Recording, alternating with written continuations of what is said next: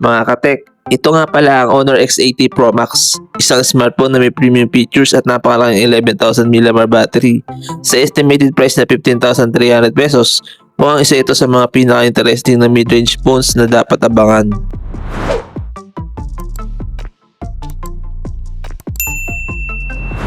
Sa harap, makikita natin ang 6.8-inch AMOLED display na may 1280 by 2788 resolution, 120Hz refresh rate at napakataas na 10,000 nits peak brightness. Dahil dito, smooth ang scrolling, maganda ang colors at malino ang screen kahit maliwanag ang paligid. Para sa performance, meron siyang Android 16 na may Magic OS 10 at powered ng Qualcomm Snapdragon 6 Gen 5 4nm processor kasama ang Adreno 812 GPU.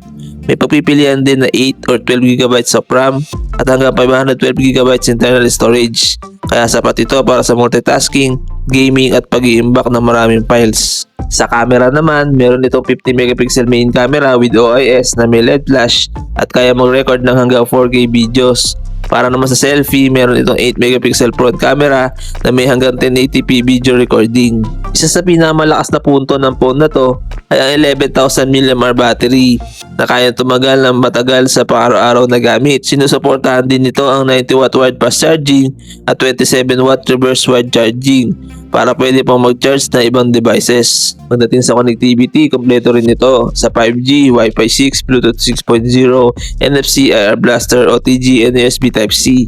Meron din itong IP68 and IP69K dust and water resistance para sa dagdag na proteksyon laban sa alikabok at tubig. Ang Honor X80 Pro Max ay isang smartphone na nagbibigay ng malaking battery, magandang AMOLED display, matibay na proteksyon at solid na performance sa isang abot kayang presyo.